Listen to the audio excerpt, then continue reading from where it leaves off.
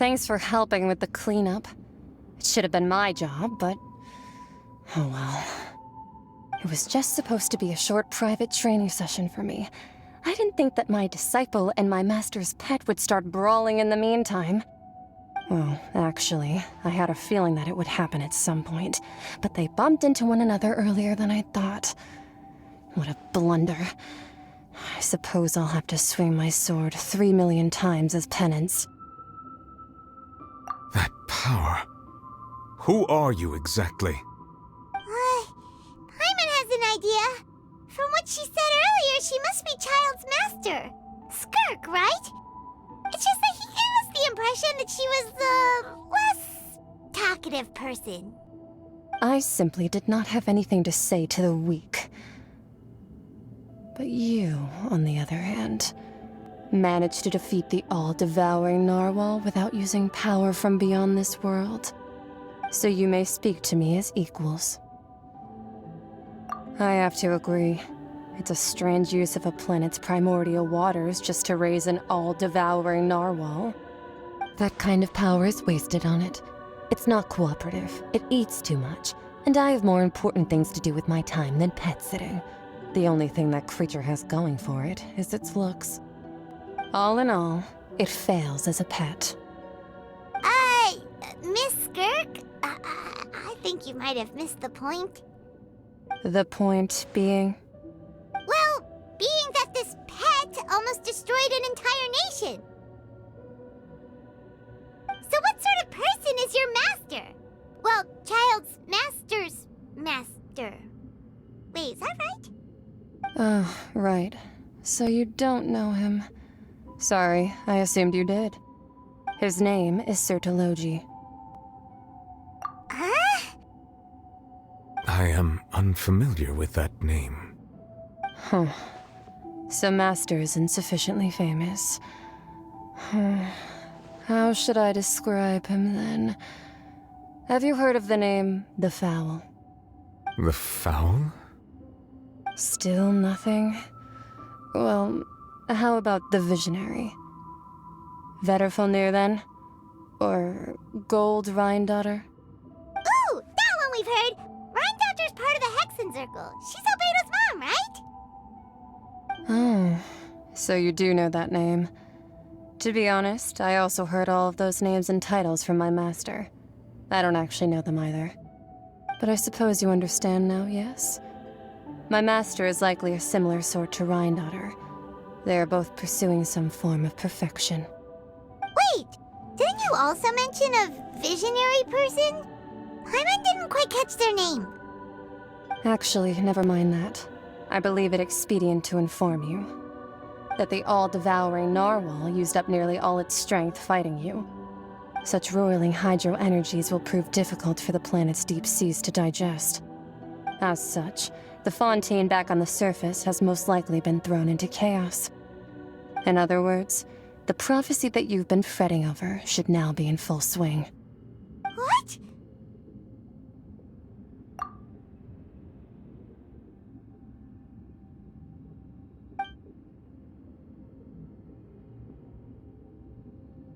Not to worry.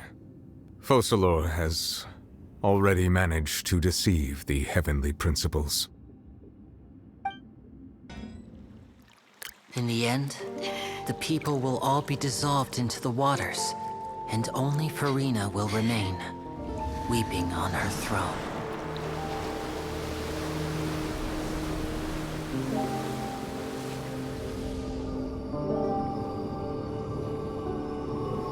Only then will the sins of the people of Fontaine be washed away.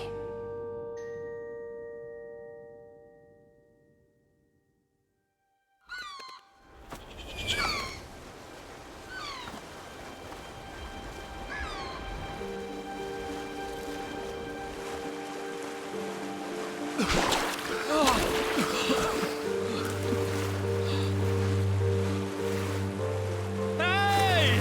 Help! Over here!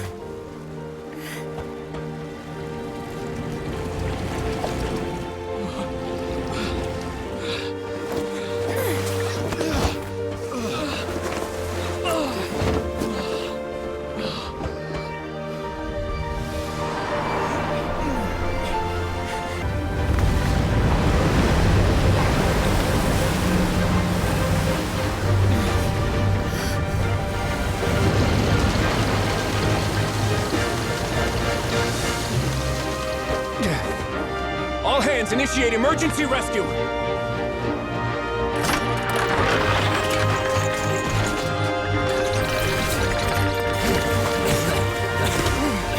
Hurry!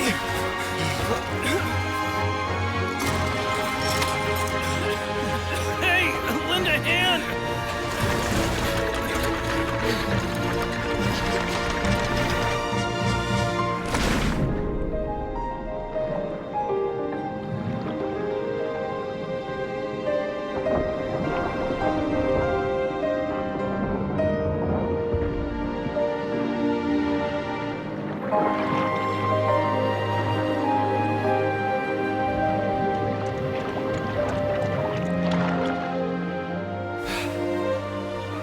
Look! The water's receding!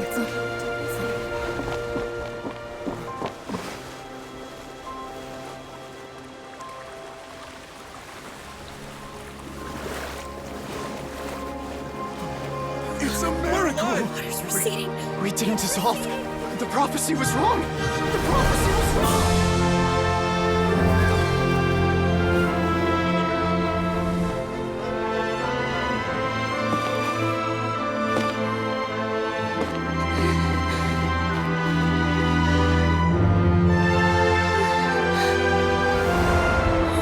Are you alright?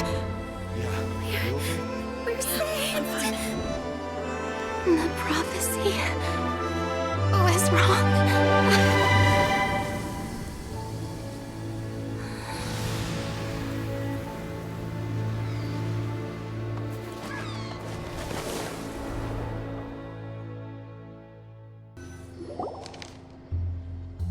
The soil renewed. The Spina attacks post-disaster rebuilding. I recently visited Poisson to meet with Miss Navia, spokesperson of the Spina, and we spoke about Poisson's present and future. Old soil can still give birth to new bloom, Miss Navia stated. Hope is like seeing a small cookie when you're starving late at night. You just need a little of it. Skyship Winglet, boon or bane of the Fontaine Research Institute. The various disputes that have arisen on account of Mr. Edwin have suddenly become a shield over the Institute, with Jurier turning out to be a once overlooked hidden gem. People always call the first researcher mad, but few know what to call the second. And should that latter person achieve a miracle, they would find it all the harder to find a word with which to classify him and his team. Wow! Paimon barely recognizes the people in the reports. Are those really Jurier and Navia? They sound like real big shots. What do you think? Pretty enthralling, huh? The Steambird's idea was pretty simple. With the disaster just having passed, we would print a free edition packed to the margins with good news to calm people down. The value for these big scoops lies in their inevitable follow-ups. We'll publish further reports and go into the stories behind those people. Edwin's assistant, Jurier, created a true flying ship, while Navia is leading people in the reconstruction of their home. I'm sure that these stories could draw even your well-traveled eye. Paimon's curious too! Wait a minute. Didn't we watch everything happen from start to finish? What's there to be curious about? And that's exactly why I'd like you to come conduct interviews with me. You're the best incubators of news, if you haven't noticed. And also, with you around, I'm sure I'll get to see that Duke. Are you sure? Hasn't he turned you down several times already? Oh, this time will be different. Come on, let's head to Poisson first, and then make a trip to the fortress. There are some things you'll only know when you get there. Navia! Oh, it's you. What brings you all here? Hey, we're just having a look around. I'm here to update myself on how things are going here. Oh, the Fatui are here too. Let me introduce you. This is Mr. Garunt Snezhevich. He represented the Knave in sending us a large amount of supplies, and is helping with our work. Our residents are hard at work as well. Thanks to everyone, work is progressing nicely. We've lost a lot of people, but we're moving forward. That will have to be enough. Hello, Miss Charlotte. I'm a big fan of yours. I especially like that article you wrote last year about Fontaine's stray cats. But if you don't mind, could you not emphasize our role too much in your report? It's not charity we're doing here. We just happen to share the same interests as Despina. I get where you're coming from. I'll keep it as simple as possible. Or would you be willing to feature as friendly neighbors? That would be fine. Thanks. Oh, you're back too. How are things? We finished laying down the construction materials. It'll be another hour before the workers are able to go over there. Huh? You're here too, Clorand? Well, her reputation's greatly risen after that whole duel business with Miss Farina. So she's here in Poisson to wait out the heat. All right. She really came here to help me out. There's too much to consider in the reconstruction of Poisson. The Spina has need of more decision-makers. And, well, I do already happen to be connected to Mr. Callis. Oh, wait just a moment. Do you mind me asking a few questions? You know, about how you felt before the duel, about what it was like facing down a god. There's lots of exciting material there, I bet. Forget it. I'm sure you can find a better theme than that, Miss Charlotte. I see you're the same as always. Couldn't you do me a favor, for Navia's sake? Well, if we're talking about doing things for my sake, you might as well just take a few more photos of me. Or of the Traveler.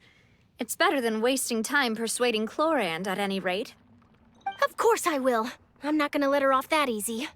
All right, then everyone who wants to be in the photo, gather up. And smile.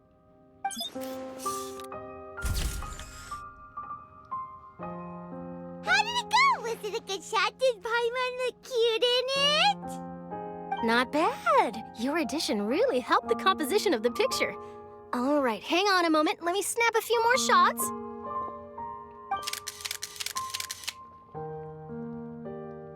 All right, that should do it. I'll be back here later anyway, so let's call it a day.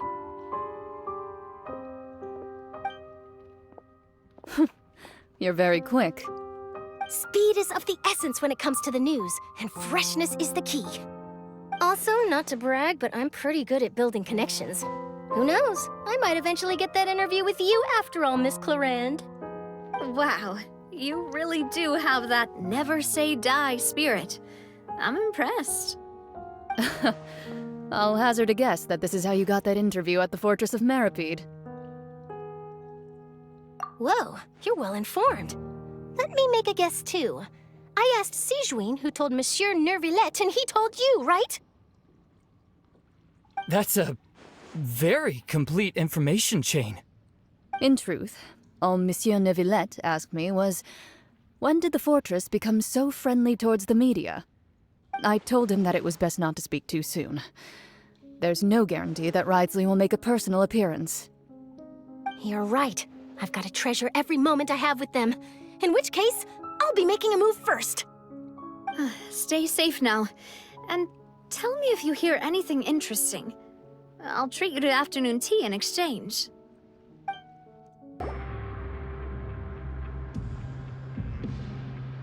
Wow, guess we're here again, huh? There's a real nostalgic feeling to this place. Looks like you've been missing us.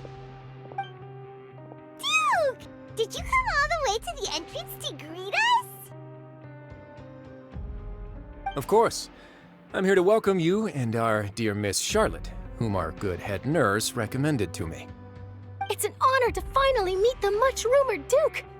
Thank you for consenting to my visit to the fortress, sir. No need to thank me. But that said, I shouldn't be the focus of your interview. I trust you recall our agreement? Of course, of course. All right then, this way.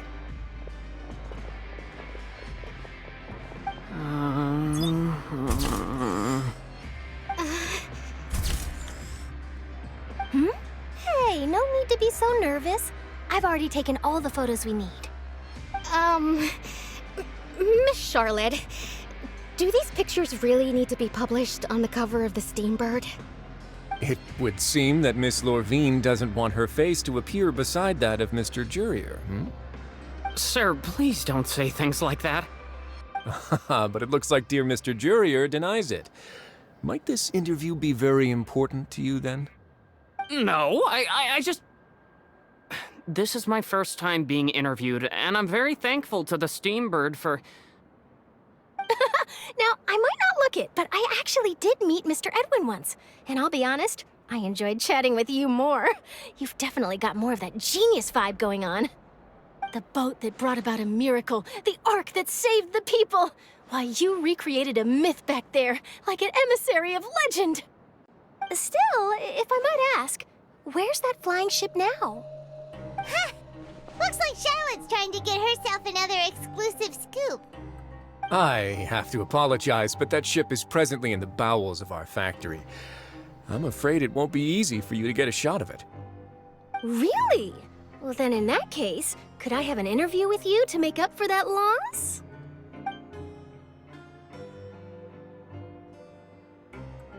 You already know my answer, I'm afraid. Best you interview our head nurse instead. Or perhaps you'd like to take another photo of this couple of researchers? Did you really have to use the word couple? Well, then, 2 solo photos will do. Is my hair messed up? Please, someone help me have a look. Things sure are getting pretty lively here. We've seen this kind of thing before. Oh, seems like everyone's here. Would any of you like to try this new drink I came up with? Ah, Siegeween.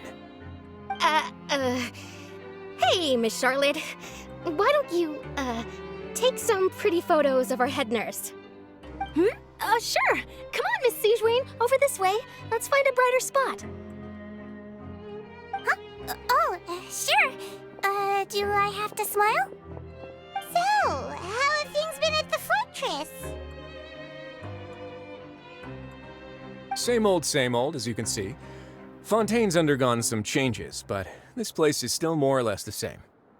Other than that flying ship, it got a tad too much attention, I think. That's why I decided to let the interview go through. We should direct more public opinions toward the behind-the-scenes heroes. Am I right, Mr. Jurier? Miss Lurvine? You're too kind, sir. I believe that you too should have your day in the sun. Not that you would want that, which is a pity. I'll just leave the spotlight to you two.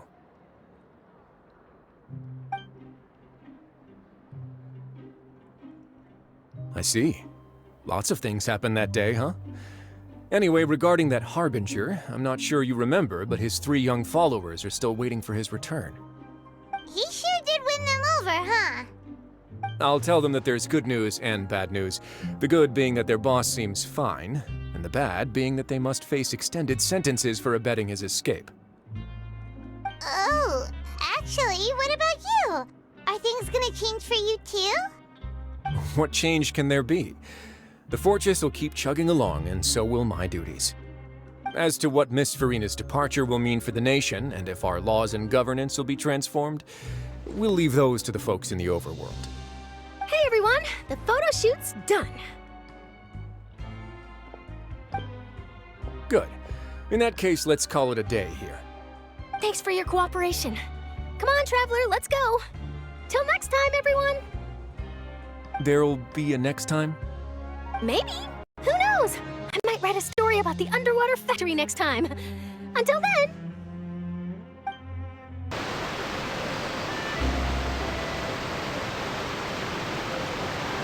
I didn't see them! They really are here! How did you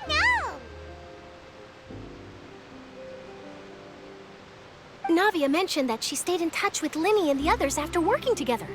Apparently, they've been at the docks distributing these strange pockets the whole time since. Traveler, Paimon. Ah, and Miss Charlotte, too. Would you like a magic pocket? What sort of gadget is it? It's a wondrous bag that can be used to carry many things. The water level has returned to normal, but if you see any of your things floating around, you can use this to carry them. Or you could trick a friend into doing it for you. Trick a friend? I wonder which of my friends would fall for that.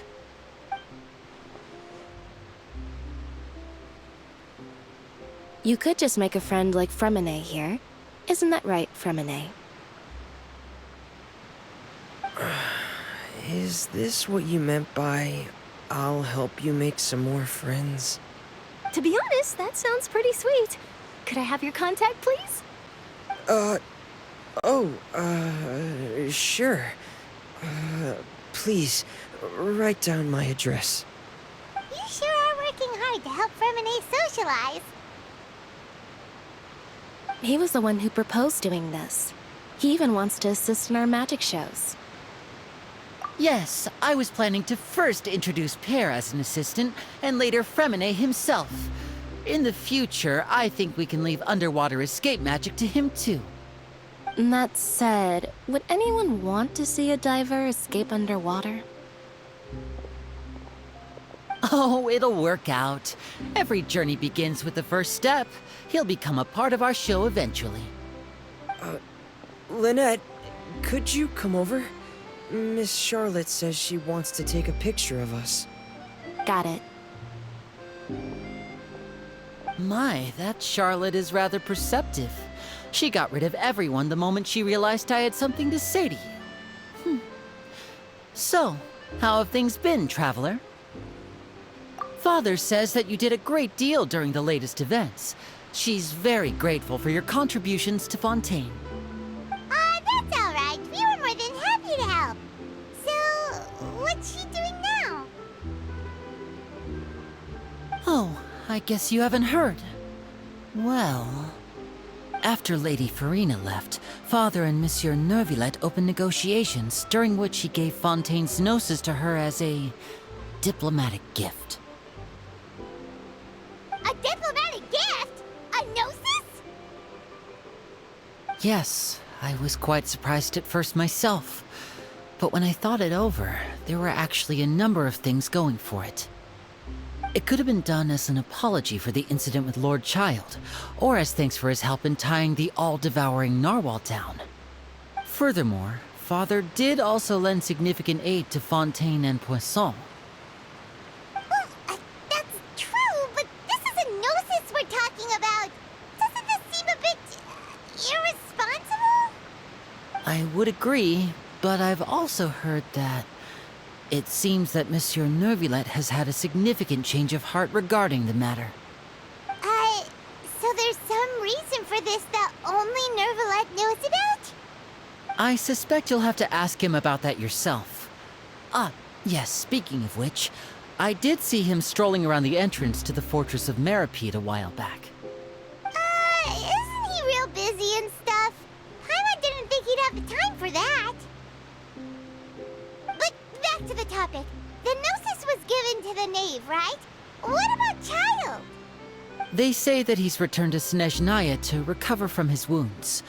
I hear that the recent disaster really did a number on his health. That's true. When you think about it, we've had loads of run-ins with the Fatui. To think we'd be allied with them this time. So shocked by such a simple switching of sides?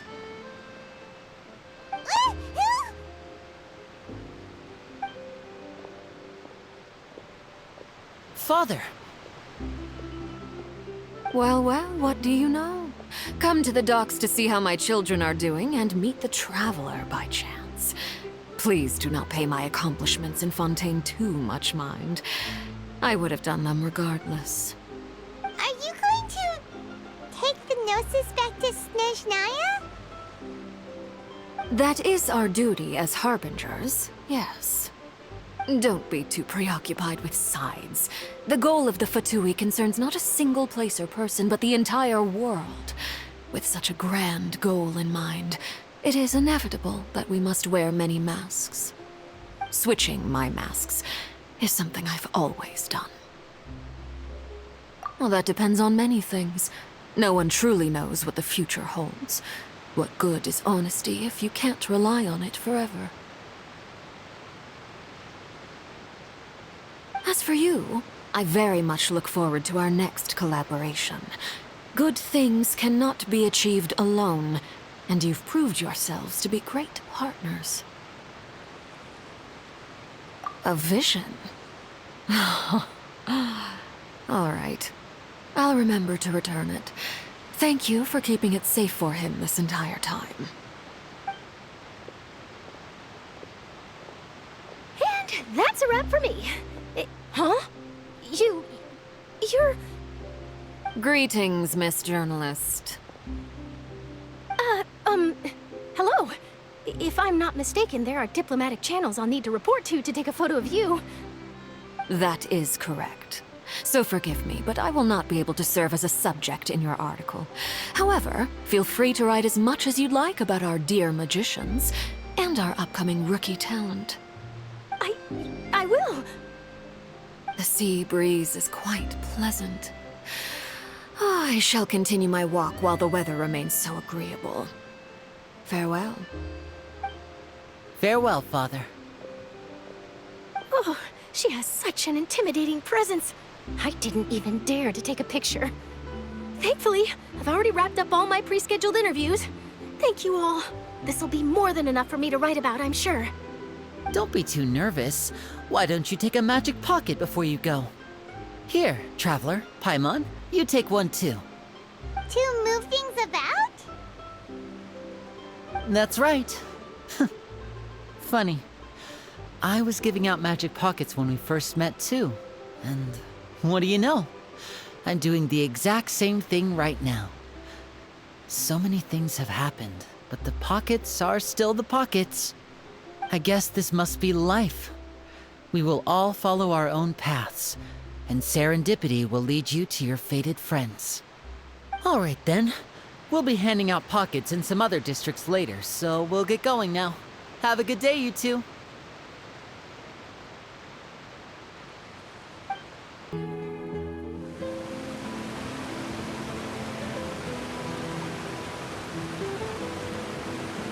So, you really are here, Neuvillette. Paimon didn't think you were going to have free time this hour of the day. Really? Oh, I suppose you must have met Mr. Linney. He took the time to greet me earlier when he passed this way. In any case, you came at a good time. I was just considering reaching out to you to set up a meeting, so I may explain some things that I haven't had the time to before. Aw, Paimon's glad that you remembered. Thank you for keeping us on your mind, what with you being busy and all. Alright, let's have it then. How was Fontaine actually saved? The whole business is still quite the mystery to us. It is strange how words can often leave a bitter taste in the mouth when it finally comes time to say them out loud.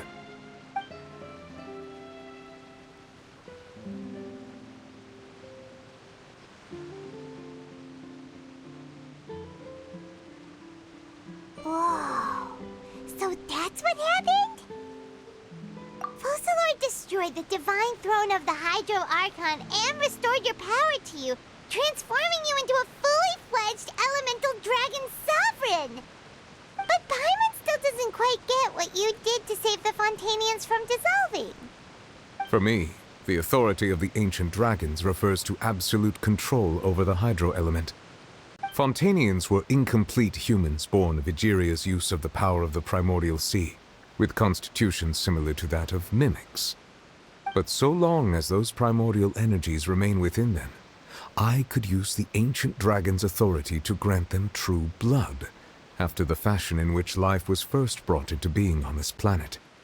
In other words, when I gave my verdict, Fontainians became true humans, and thus would naturally no longer be dissolved by water from the primordial sea. Focalor must have counted on you to make that decision as well.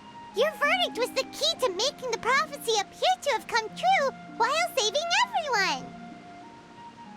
Yeah, and in a manner of speaking, Focalor finally managed to fulfill the original Hydro Archon's wish to turn Oceanids into real people too! It seems from your expressions that you still have more things you wish to ask. Ask away. I will tell you the truth as I know it.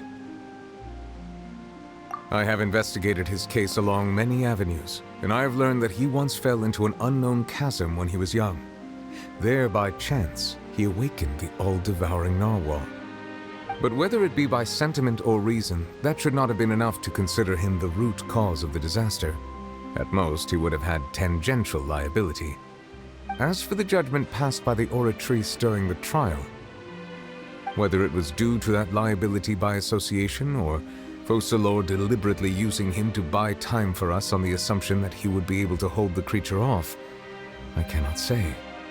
Guess Focalors had Fontainians in mind the whole time. In the end, it was thanks to her that they finally became real humans.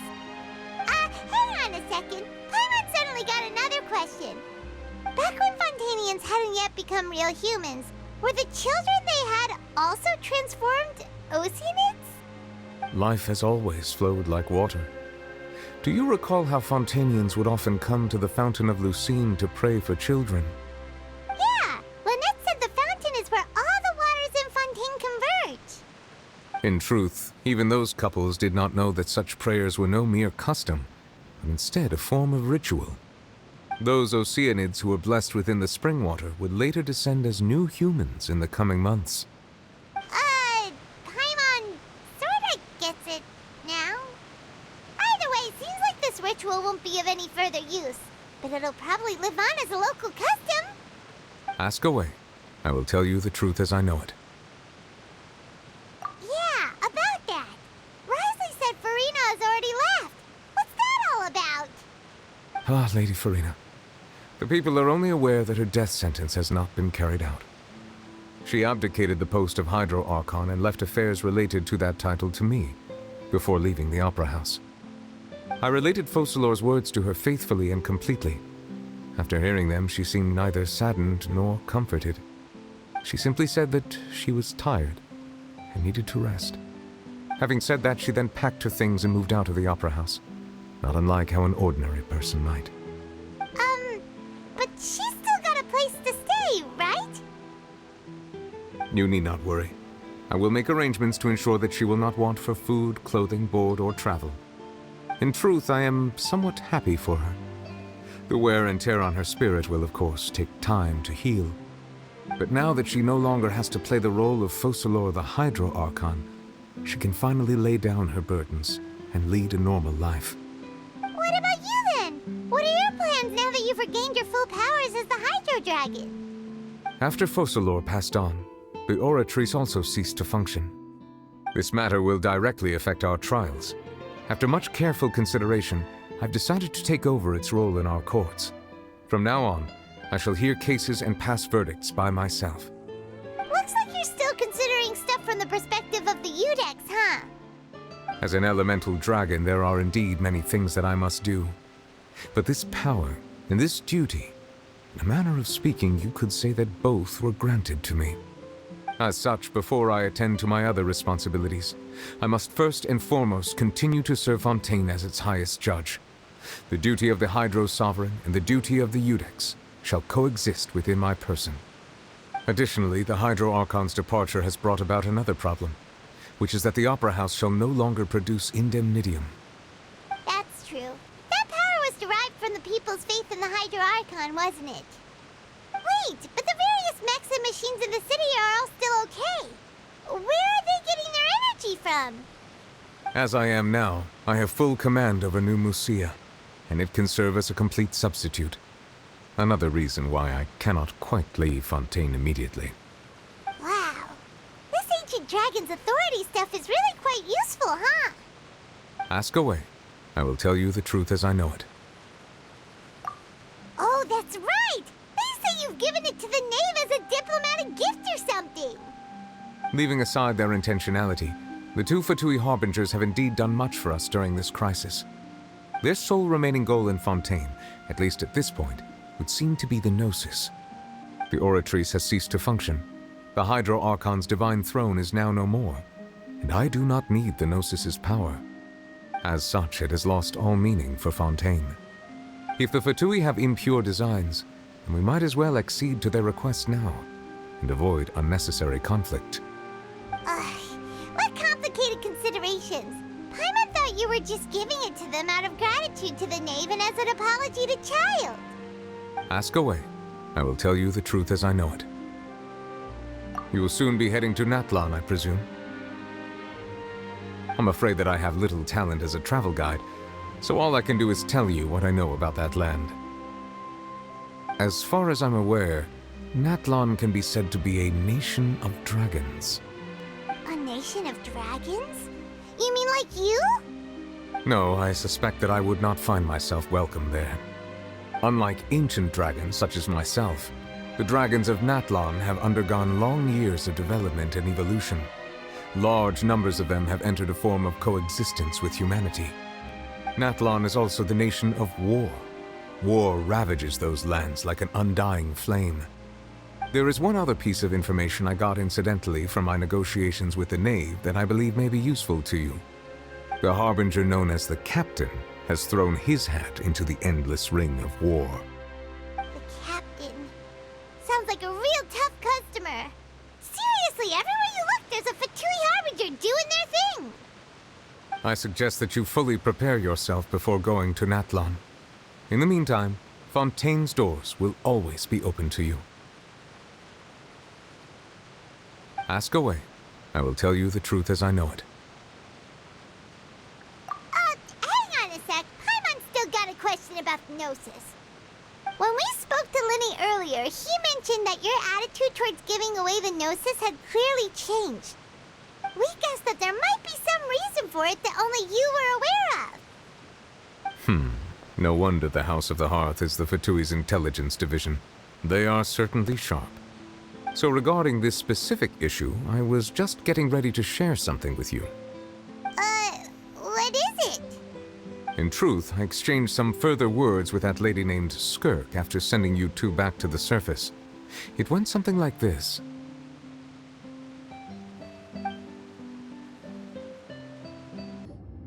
Well, we're going to head topside to see what's going on. You hurry over soon as well, all right, Nervalet? What next? The all-devouring narwhal isn't here, so I'm no longer getting any interference. I can finally catch the scent of your power, what it's made of. It is the authority of the planet's primordial dragons, but with something very similar to a god's curse mixed in. It's quite a novel blend. I'm sure I've encountered something like this before. What was it again? I do not know what you speak of. Of course. How could I forget? You should have the remains of the third descender on your person, yes? Remains? I've never heard of any such thing. According to your parlance, I believe it may be called a gnosis. Well, that much is true. After Focalor's divinity faded, she handed her gnosis to me. But I fear I have never heard of it described in the manner that you just did. I've been training with my master, the Foul, ever since I was young, and I have never returned to the surface since. So most of the information I possess, I got from him. It is only natural for those who are greater than humanity to possess a different sort of common sense, which is why there are so many problems in our attempts to communicate with humans. Regardless, you should probably get rid of objects of misfortune to prevent any disasters from befalling you. To live in itself is a blessing. But once a person dies, the bonds he once had with this world shall all turn to curses. What do you mean by that? No need to fret.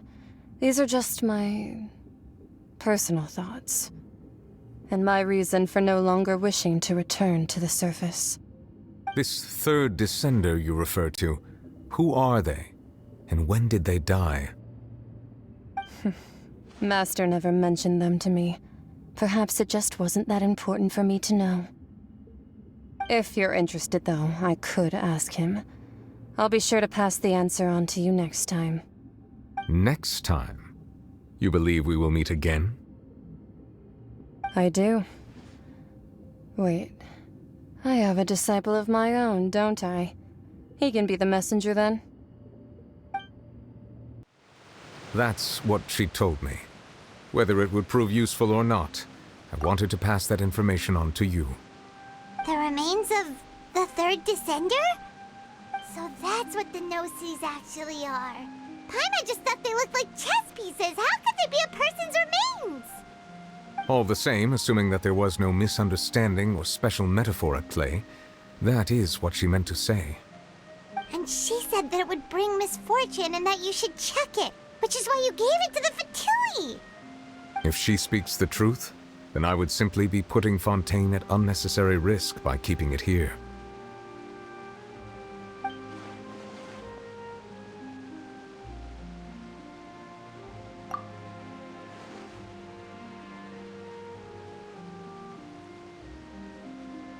I had guessed that you might already be familiar with this concept, but I did not expect you to be one of them.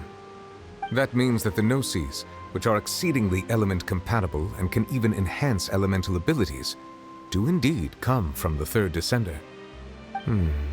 I wonder, does your body also possess similar properties? Like being able to use elemental powers without a vision! That does sort of count as special compatibility, right? No, let's not think about this stuff right now. It just feels creepy. Comparing the Traveler to the dead third Descender and all. That's what you say, but this topic still feels like bad luck. Once Child recovers, let's get some more answers out of him. Or go look for his master and get the answers that way. I too believe it unwise to make too many blind guesses when information is lacking. The same is true of being at court. All right. Whatever the case, it seems like the crisis here in Fontaine's over for now. Yes. All of Focalor's efforts were for this moment as well. But she sacrificed herself in the end as a god, and she suffered through all those years as a human. Was that really what she wanted? I suppose that would be the mystery of a god's will. I suspect not. But once in a while, I too would guess that if wishes were like the clouds in the sky, they will one day return to the earth as raindrops. Life flows like water, and rain is the final answer. The water levels may sometimes tilt one way or another, but the rain falls fairly upon all. And what, ultimately, is the difference between the rains that fall upon all of us?